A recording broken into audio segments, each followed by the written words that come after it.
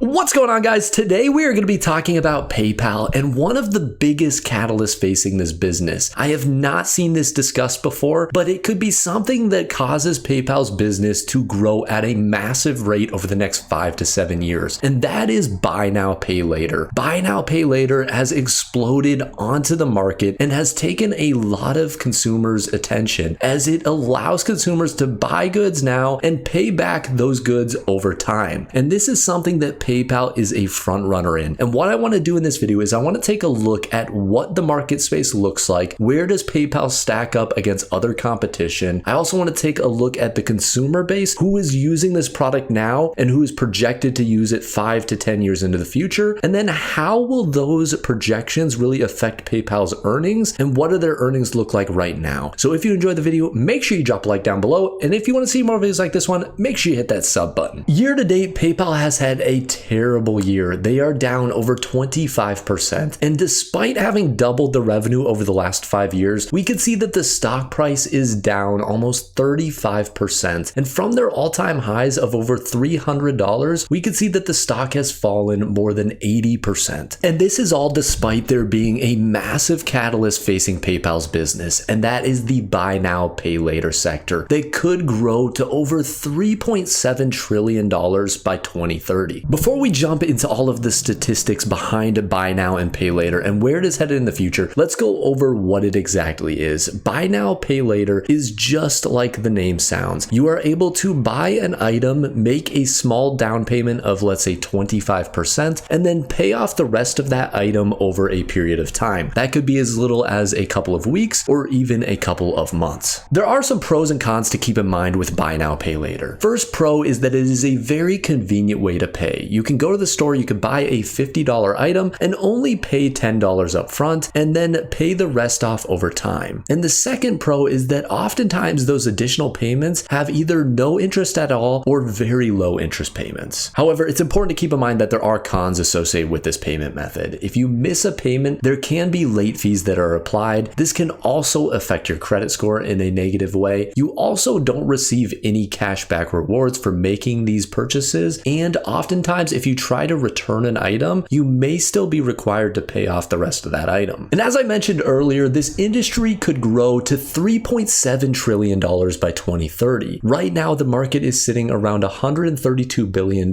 with 360 million people using buy now, pay later services. And that user count could triple by 2027 to 900 million people. And even though there is some variability in growth projections around this industry, we are seeing compound annual growth rates somewhere between 20 and 45% through the year 2030. And this huge amount of growth in this industry could have a big impact on PayPal's business, as they are the #1 provider for buy now, pay later and have over 4 times as many users as the next largest provider. And some of the other providers in this industry are Klarna, Sezzle, Affirm, Afterpay, QuadPay, and FuturePay. And PayPal currently is sitting around 34.6 million users, while Affirm and Afterpay are each sitting around 5.6 million users, and FuturePay sitting at 5th with 3 million users. And in the US, of those consumers that are using buy now, pay later, 57% of them are using PayPal, 29% are using Afterpay, 28% Affirm, and then 23% Klarna. So from these numbers, we can see that PayPal has a very strong advantage in the buy now, pay later industry with over 34.6 million users and over 50% market share. They are definitely the #1 player, and hopefully over time what they can do is convert users from their other platforms to using buy now, pay later as well. And buy now, pay later is not just a US thing.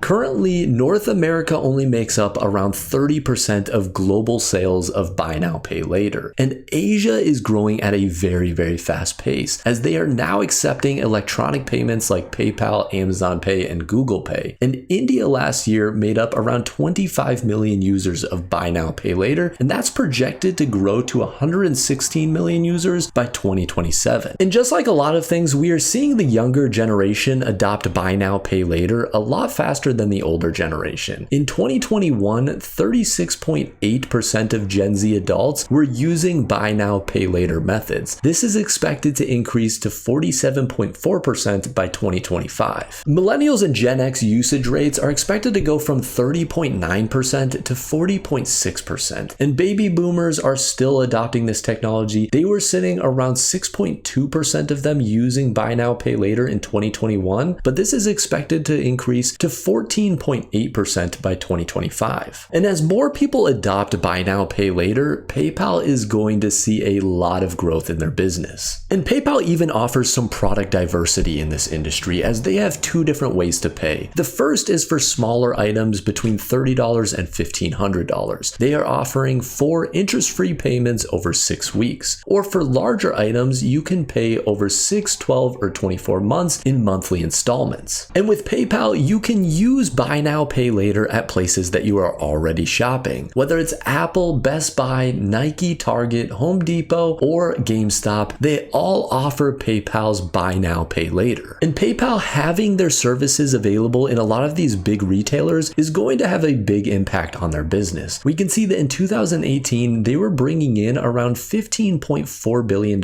in trailing 12-month revenue, and they have almost doubled that number to around $28.5 billion of trailing revenue in the most recent quarter. And I would expect PayPal's bottom line numbers to grow as well. We can see that on Yahoo Finance, there are 40 analysts covering the stock for 2024, and they have an average EPS estimate of $5.61, a low of $4.39, and a high estimate of $6.25. And we are seeing other companies take notice of the growth in this industry, as SoFi and MasterCard have actually partnered together to offer SoFi's Galileo buy now, pay later for B2B services to small business clients. One of the biggest complaints I always hear about PayPal is competition coming into the market. However, when we look at the growth that buy now, pay later is facing, and the fact that PayPal has over 50% market share in this industry, I think that PayPal has a lot of upside still in this company. We can see tremendous growth in their top line numbers as well as their bottom line numbers over the next 5 to 10 years. However, keep in mind that is all my opinion. Do not buy a company just because some random guy on YouTube talked about it. Make sure you are doing your own research and looking into companies that meet your risk tolerance as well as your time horizon. So I hope you enjoyed the video. If you did, make sure you drop a like down below. And if you want to see more videos like this one, make sure you hit that sub button. And as always, guys, have a wonderful rest of your day.